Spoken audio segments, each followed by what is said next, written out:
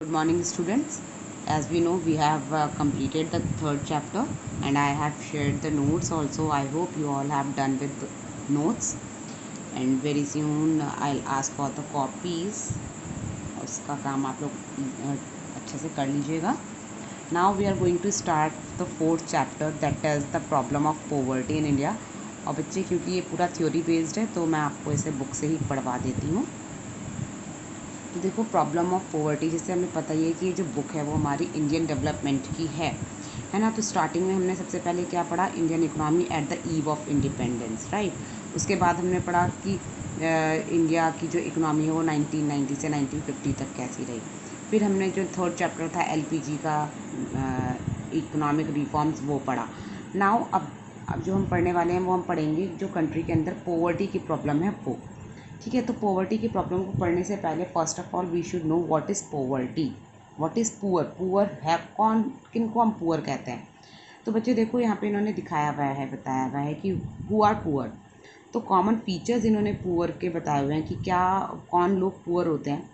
The poor people who they don't have 2 meals a day, जिनके पास एक दिन में 2 वक्त का खाना ना हो.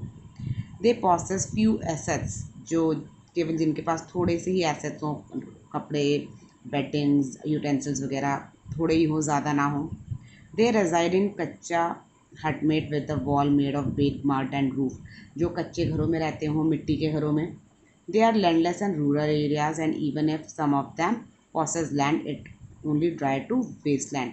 ये जो लोग हैं ये वो लोग होते हैं जिनके पास कोई ज़मीन नहीं होती है, गाँव के एरिया में ये लोग रहते हैं, और लैंड अगर होती भी है तो काफ़ी वेस्ट होती है.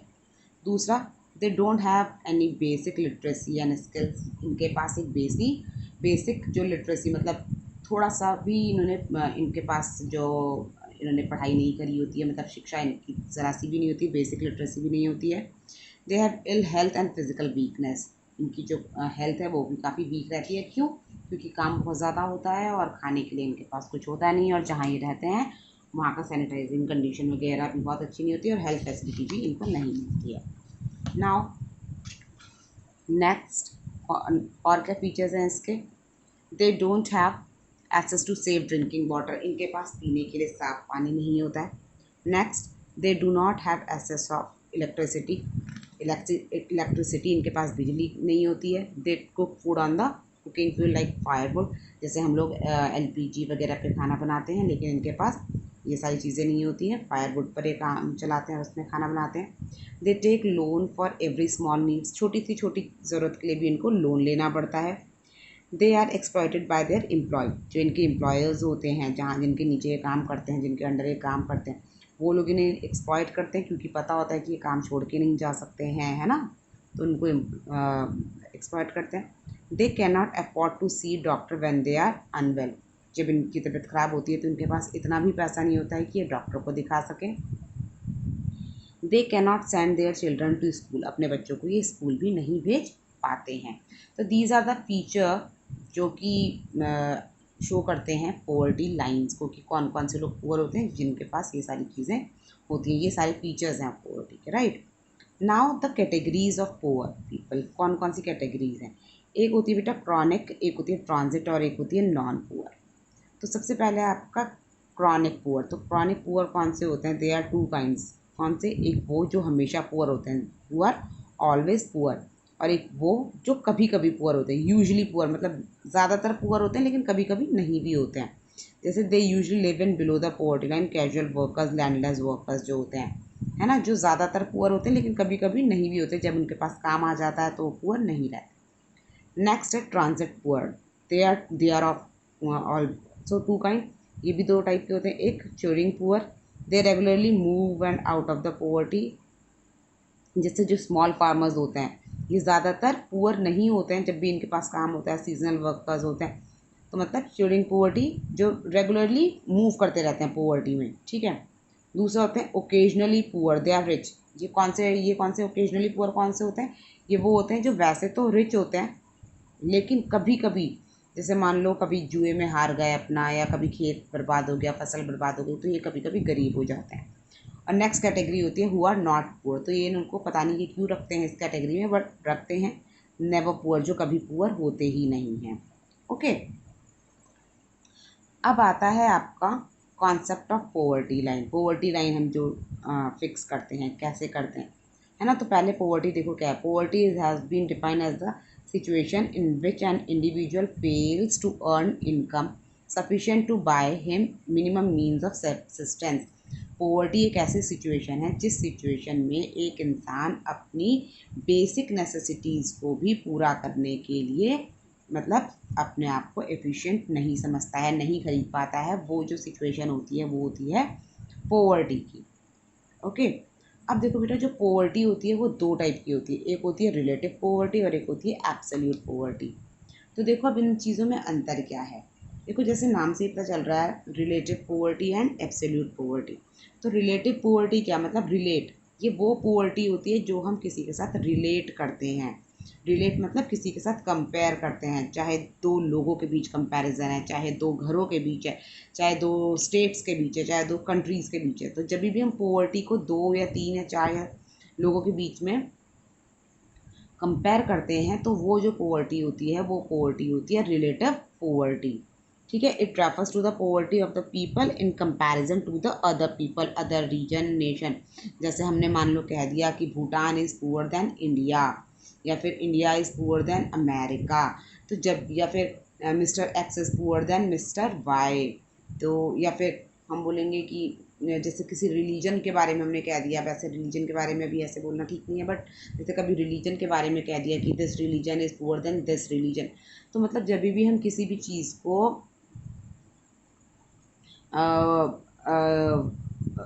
कंपेयर कर रहे हैं, किसी रीजन को कंपेयर कर रहे हैं, सपोज हमने कह दिया कि Orissa is poor than Punjab, तो ऐसी जो पोवर्टी होती है उसको हम बोलते हैं रिलेटिव पोवर्टी। और दूसरा होता है एब्सोल्यूट पोवर्टी। तो एब्सोल्यूट पोवर्टी कौन सी होती है, जिसको हम कंपेयर नहीं करते हैं, वो पूरे तरीके से पुअर होते हैं, absolute. It refers to the total number of the people living in the below the poverty line. Means poverty line से नीचे कितने लोग हैं, जितने भी लोग हैं वो एब्सोल्यूट पुअर हैं। ठीक है, अब देखो इन दोनों के बीच का डिफरेंस इज डैम इम्पॉर्टेंट। पता नहीं हर बार ये पेपर में आता है, हर साल। एब्सोल्यूट पोवर्टी और रिलेटिव पोवर्टी का बीच का जो डिफरेंस है या फिर इसकी definition, it is dam important.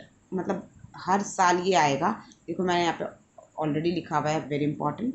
तो देखो क्या है रिलेटिव पोवर्टी। देखो refers to the poverty of people relative other people, जो हम दूसरे लोगों के कंपैरेटिवली बोलते हैं, it's relative poverty.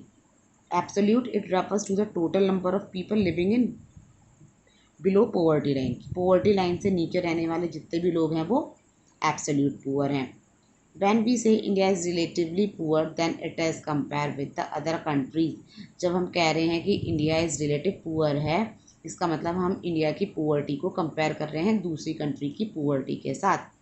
Now the concept has relevance has for less developed country and the concept has no relevance of the developed country। जो absolute poverty का जो कॉन्सेप्ट है वो उन कंट्रीज़ के पर लागू होता है जो डेवलपिंग होती हैं, जैसे इंडिया। यहीं पर जो लोग होते हैं वो पुअर्टी लाइन के नीचे होते हैं, इससे एब्सोल्यूट पुअर्टी होते हैं।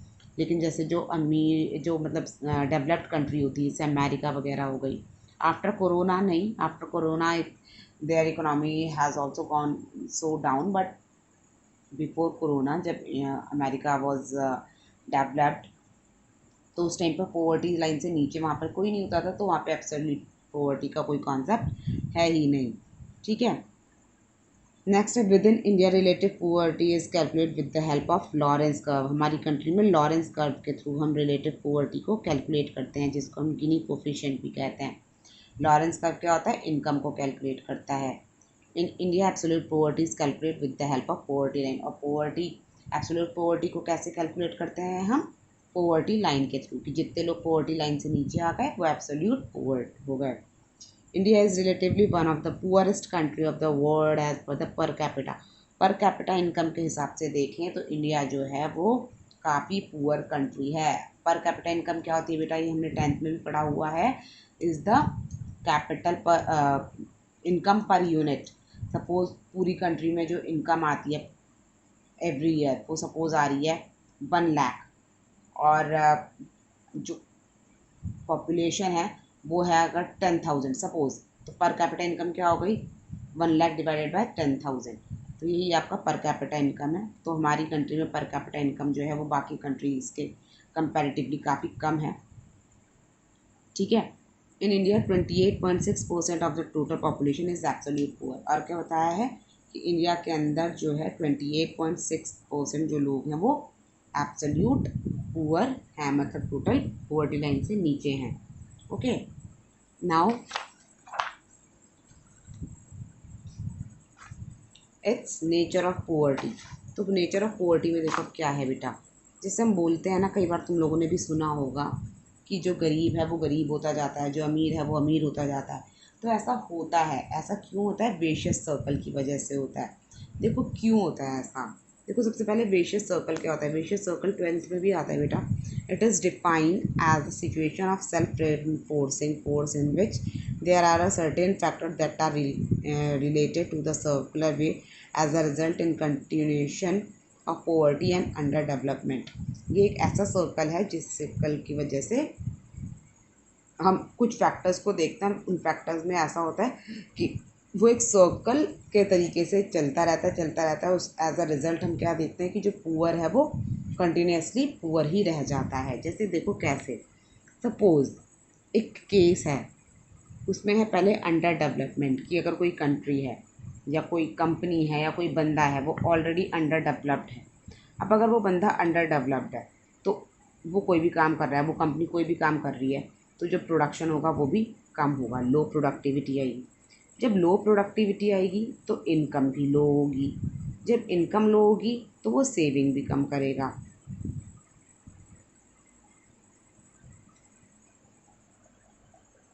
ठीक है। और जब सेविंग कम करेगा तो इन्वेस्टमेंट भी कम होगा। और जब इन्वेस्टमेंट कम करेगा, इन्वेस्टमेंट मतलब नेक्स्ट जो उसने प्रोडक्शन करना उस प्रोडक्शन पे लगाना। तो जब इन्वेस्टमेंट कम करेगा तो कैपिटल डेफिशिएंसी होगी, मतलब कैपिटल ही नहीं बनेगा। जब आप कुछ लगाओगे नहीं, आपको प्रॉफिट नहीं होगा तो कैपिटल कैसे आएगा? और जब कैपिटल की डेफिशिएंसी हो जाएगी तो आप वापस अंडर डेवलप्ड रह जाओगे, है ना। तो वही है। और जैसे इसके अगेंस्ट अगर हम रिचर्स का देखें तो वो ज़्यादा पहले से भी उनके पास काफ़ी पैसा होता है, ज़्यादा पैसा होता है, ज़्यादा प्रोडक्टिविटी, ज़्यादा इनकम, ज़्यादा सेविंग, ज़्यादा इन्वेस्टमेंट, ज़्यादा कैपिटल और ज़्यादा डेवलप। तो यही होता है विशियस सर्कल। ठीक है। Now tomorrow we will discuss the causes of poverty. I hope you will understand the concept of poverty today. Tomorrow we'll discuss the causes. Till then you understand the concept and revise the topic and try to make your own notes. Take care. Goodbye.